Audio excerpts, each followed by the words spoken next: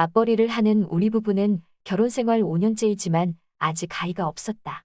조금은 권태로워지는 생활에 나는 가끔은 우리 사이에 매개체 역할을 하는 아이가 있었으면 좋겠다고 생각하는데 아내는 별로 관심이 없는 것 같다. 결혼 초에 비해 나에 대한 아내의 관심이 없어지는 것 같아 씁쓸함을 느낄 때도 있다. 그래서인지 시계추 모양 반복적인 생활에 요즘 권태감마저 느낀다.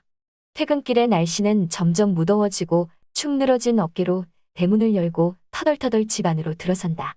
마당이 있는 2층 주택이라 아래층 두 가구는 세를 주고 있다. 아니 보경 씨, 이 시간에 어딜 나가세요? 어머, 예준 오빠.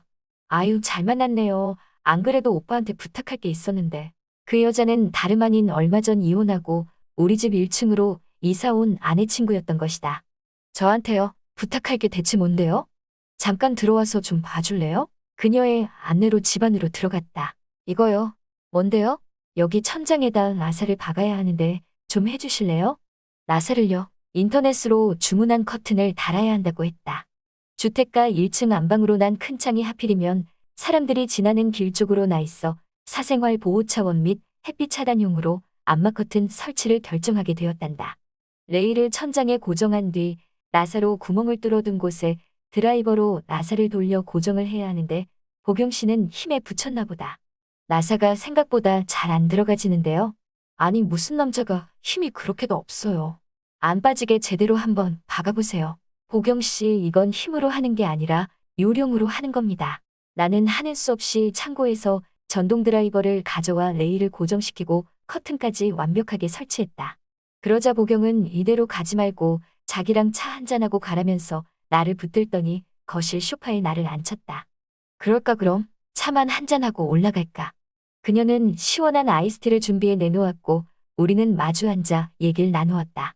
보경 씨는 이혼하고 얼굴이 더 좋아진 것 같지? 보경 씨 같은 마누라를 두고 내 신랑은 제 정신이라니? 바람피고 이혼 서류에 도장까지 찍다니. 안 그래도 보경 씨 이혼하고 우리 집에 들어와 산다니깐. 지인들 중에 몇몇이 서로 소개시켜 달라고 안달이더라. 아이 형부는 이제 와서 얘기한들 뭐가 달라지겠어요. 이게 다 제 사나운 팔자 때문이죠 뭐. 당분간은 이렇게 홀가분하게 혼자 살래요. 잠시나마 대화를 나누다 보니 그녀의 결혼 생활이 생각했던 것보다 녹록지가 않았던 모양이다. 안녕하세요. 20대 후반의 아내를 만나 1년 조금 넘게 이쁜 연애 끝에 결혼한 지 벌써 6년 차, 아이는 아직 없고요. 결혼 후 3년 정도는 깨소금 같은 신혼생활을 즐겼습니다. 아내도 저도 집에서 장녀로 맞이다 보니 부모님들도 모두 감격하고 이런 게 행복이구나 싶을 정도로 모든 게 잘 맞았지만 결혼 5년 차부터 행복한 결혼 생활의 조건은 무엇인가? 결혼에 대한 회의감을 느끼기 시작할 때 아내의 친구 보경과 가까워지기 시작하며 모든 게 바뀌어 버렸습니다. 아내 친구는 돌싱이었고 평소 자기를 꾸밀 줄도 알고 끼도 다분한 여자였습니다.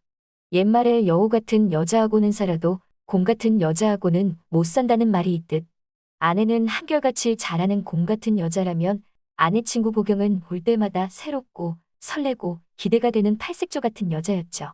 아내 친구는 초등학교 때부터 알고 지냈고 중학교, 고등학교 때까지 같은 학교를 다니며 늘 붙어 다니고 어울려 놀다가 대학교 때 친구가 지방대학으로 가는 바람에 잠깐 멀어졌대요. 대학을 졸업하고 결혼을 하면서 다시 서울로 올라오게 되었고 지금은 아내와 자매처럼 지내는 둘도 없는 친구예요. 근데 이 친구가 신랑이랑 이혼하고 우리 집 1층에 살게 된 겁니다. 서로 현관 비밀번호도 알고 있고 낮에 아내가 없을 때도 우리 집에 와서 혼자서 냉장고에 반찬 꺼내 점심을 차려 먹을 정도로 가까이 지냈어요. 한 번은 밤 12시쯤 되었나 아내 친구가 연락도 없이 저희 집으로 찾아온 겁니다. 자기 신랑과 싸웠다면서요. 물론 그녀가 이혼 전 이야기입니다. 그녀는 남편과 싸웠다 하면 우리 집으로 쫓아왔습니다. 친정이 멀지 않은데도 불구하고 우리 집이 더 편하대요. 시도 때도 없이 찾아오는 아내 친구가 저로선 미울만도 한데 또 그렇지만은 않았어요. 평소 저한테 엄청 잘했거든요. 생일도 챙겨줬고 술 한잔하고 노래방 같은 데 가면 나랑 쿵짝도 잘 맞았고요. 그녀도 결혼한 지 8년이나 되었지만 아이가 없었어요. 결혼하고 꽁냥꽁냥 즐거운 신혼생활을 즐긴다며 3년 가까이를 피임했는데 아이 낳고 싶어 그냥 날짜만 맞추면 바로 임신되는 줄 알았더니 아이는 생기지 않았고 병원에서 하는 말이 아내 친구는 정상인데 신랑 쪽에 큰 문제는 없지만 정자 운동성이 조금 떨어진다고 했답니다. 남자들은 일시적 스트레스로 인해 그럴 수 있다며 음식 조절과 꾸준히 운동하면 좋아질 거라 했는데도 지금껏 임신이 되질 않았죠.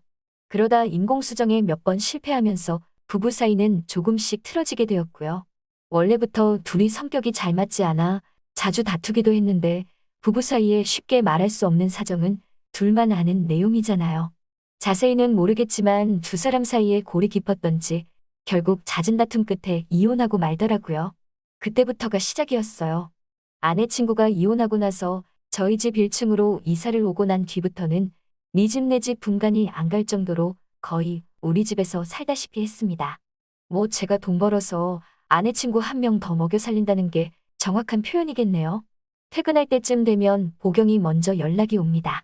집에 올 때 교촌치킨 오리지널로 사와 저녁에 치맥 한잔하게. 저를 아주 편하게 생각하더군요.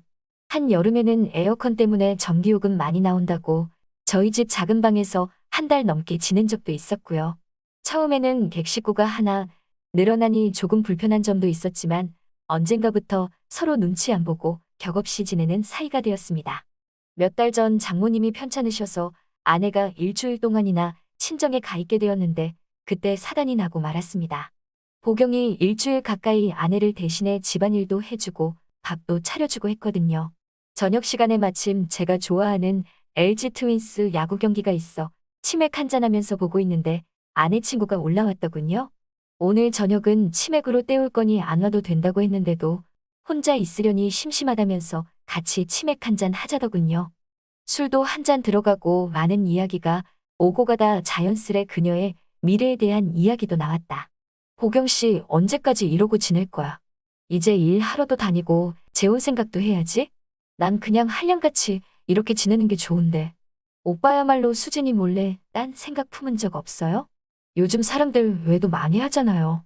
형부는 돈도 잘 벌고 허우대도 멀쩡한데 솔직히 말해봐요. 난 그런 거 없지. 집 구석에서 나만 바라보는 여자가 둘씩이나 있는데 둘 다 먹성이 좋아서 먹여 살리려면 열심히 돈 벌어야 해서 그럴 시간조차 없어요. 허허. 그랬더니 그녀가 하는 말이 자긴 나한테만은 오프마인드야. 호호호호.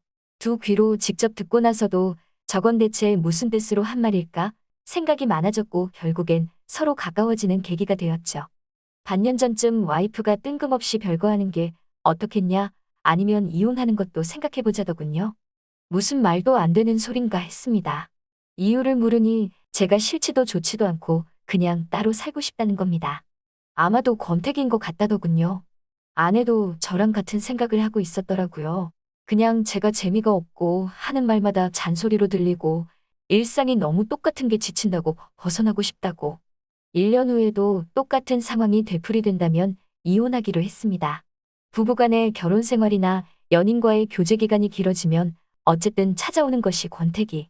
사귈 때나 신혼 초에는 그렇게 즐거웠는데 왠지 함께 있어도 두근두근 하지 않거나 데이트에 신선한 맛이 없어져 버리거나 그런 권태기가 찾아온다면 어떻게 해야 할까요? 서로의 감정을 솔직하게 표현하고 털어놓는다. 서로 간섭하지 않는다. 새로운 방법의 데이트나 여행 또는 평소와 다른 생활을 즐겨본다. 결국엔 당분간 각방을 쓰며 혼자만의 시간을 가지기로 했습니다.